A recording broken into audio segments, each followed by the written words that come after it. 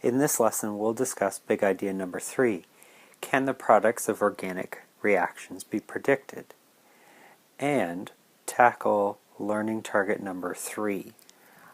By the end of this lesson, you should be able to explain the changes that occur in the following organic chemical reactions and predict the products of a reaction. There are 7 different types of organic reactions. Organic chemicals have their own unique set of reactions. They allow you to change a molecule from one organic family into another. The most reactive part of any organic molecule is its functional group, so reactions will always take place at that location first. C-C bonds are very stable and hardly ever break in organic reactions. CH bonds are also very stable, but they do react under certain conditions, but with difficulty. Have a look at the article Bond Breaker from Popular Science about the scientist Melanie Sanford, which is trying to make the reaction of CH bonds a lot easier. There are 7 different types of organic reactions. Now, they come in opposite pairs. Reaction type number 1 is called an addition. In this type of a reaction, a double or a triple bond is broken and atoms are attached onto your organic. You have to be careful with additions. If both reactants are asymmetrical around the bond that's being broken, then 2 isomers are made, and you have to draw both. To figure out which isomer gets made more of the time, you use something that's known as Markovnikov's rule. Markovnikov states that the functional group is going to usually attach to the more substituted carbon. That means that the exciting functional group is going to attach to the carbon that is bonded to more carbons or less hydrogens. That will be your major product. Now, Markovnikov is just a qualitative predictor. It doesn't tell you what percentage of each isomer gets made. Here are some examples. If I start out with an ethyne, and react hydrogen gas with it,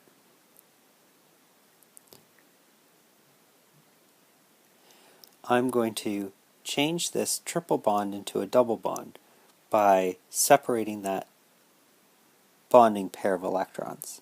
And I'm going to break that bond as well.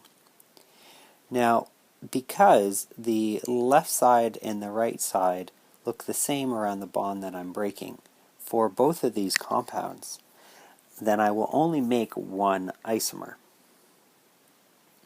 Because these 2 carbons are now looking for something else to bond with, and so are the hydrogens, I will place one hydrogen on either side of the double bond. Then the carbons will have 4 bonds and be stable. That creates an ethene.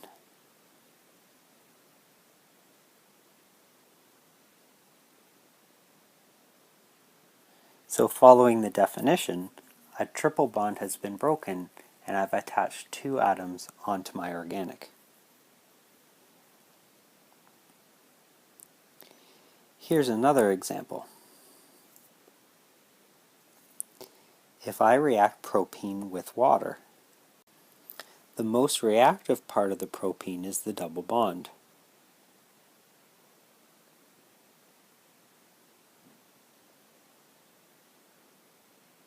Whenever we write water in an organic reaction, it helps to see what happens if we write it HOH. Here are the bonds that I'll be breaking. I'm going to be taking that double bond and changing it into a single and breaking this hydrogen off of the water. But I have 2 options. I could take the H and put it on the first carbon and the OH and stick it on the second carbon. Or I could take the H and put it on the second carbon and the OH and put it on the first carbon. Both of my reactants are asymmetrical.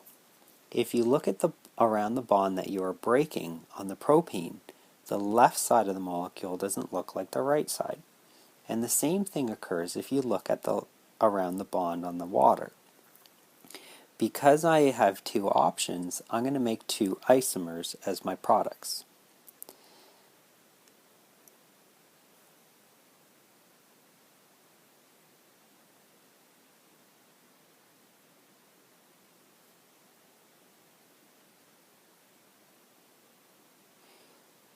Here's the option placing the hydroxyl on the second carbon.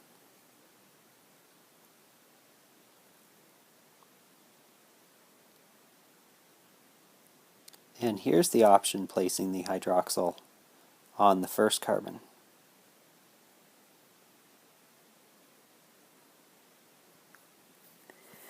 Now when I name these two, I will get different names because they are isomers. This is prop and 2-ol, and this one would be prop and 1-ol. Now Makarnikov tells us which one we'll make more of. We don't always make them in a 50-50 split. Sometimes it's 80-20, sometimes it's 60-40. Makarnikov doesn't tell us the percentage, it just indicates which one makes more. Makarnikov says that the exciting functional group, so the hydroxyl, will bond to the carbon that's bonded to more carbons, or it's more substituted. This carbon here is bonded to two carbons. On this molecule here, this carbon is only bonded to one. That means the hydroxyl group will bond to the second carbon more often. So we call this the major product. The other isomer is known as the minor product.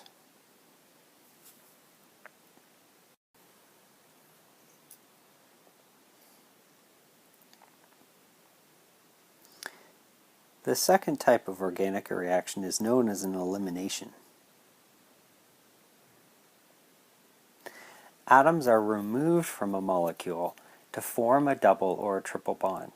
So elimination reactions are the exact reverse of an addition reaction. If the organic molecule is asymmetrical, then two isomers are made, and you have to use Makarnikov's rule to determine the major and the minor product. The H that is on the more substituted carbon is usually involved and removed with the functional group in elimination reactions. Here are two examples.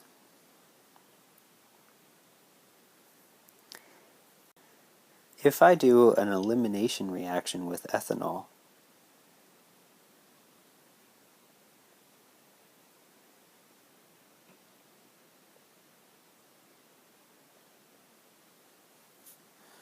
what I can do is take off this functional group, and in order to form a double bond, I need to take off the hydrogen on the neighboring carbon.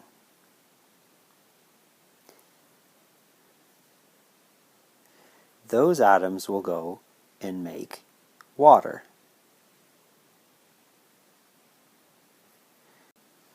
The carbons on my ethanol now only have 3 bonds. Because there's nothing else in the container to bond with, they will bond with each other, forming a double bond and making an ethene molecule.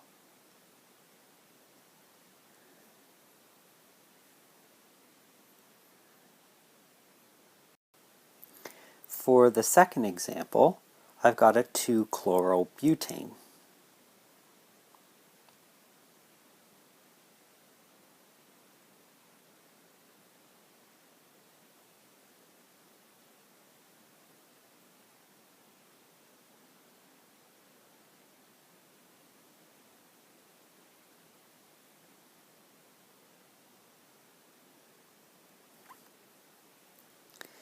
Since the functional group is here, I have two options of where to place the double bond. I could either remove this hydrogen and place the double bond between 1 and 2, or I could remove this hydrogen and place the double bond between carbon 2 and 3. They both actually happen, and I can predict which one happens more often using Markovnikov's rule. No matter which hydrogen falls off, I'll make hydrochloric acid as one of my products. If I remove the hydrogen on carbon number 1, I would get this as my product.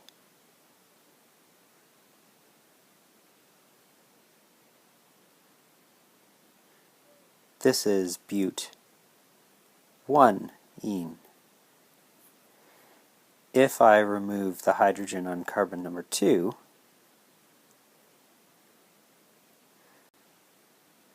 I would get a double bond between carbon 2 and carbon 3.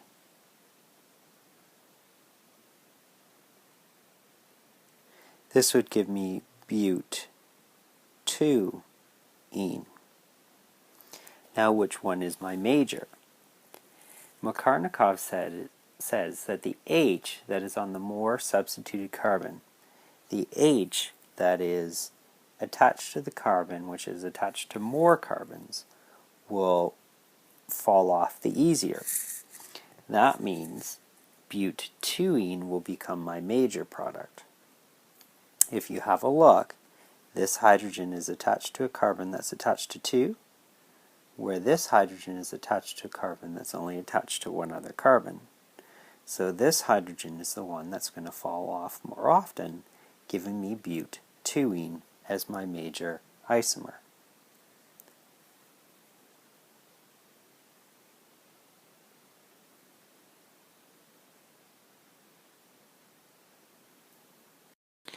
During a substitution reaction, a hydrogen or a functional group is replaced with a different group. Here are some examples. If I take a cyclopentane-1-ol,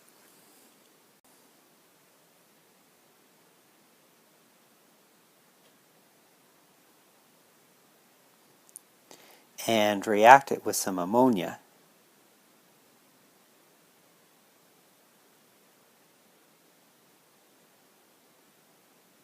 my functional groups will swap. The hydroxyl functional group will bond with one of the hydrogens from the ammonia and make water.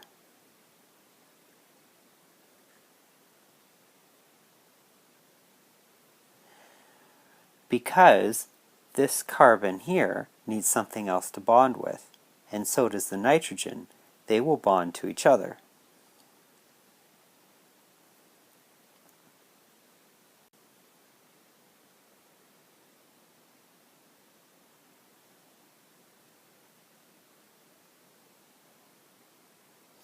This will make cyclopentane-1-amine as the second product.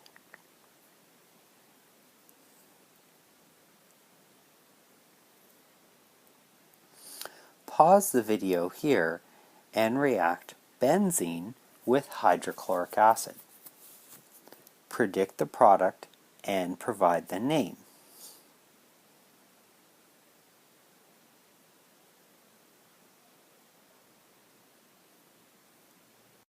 Here's the answer for the next example. Benzene is 6 carbons in a hexagonal ring. That has resonance. Because there's 1.5 bonds between each carbon, then each carbon also needs another hydrogen to get to 4. If I react a benzene with a hydrochloric acid, the chlorine is going to be the interesting functional group that's going to be substituted on.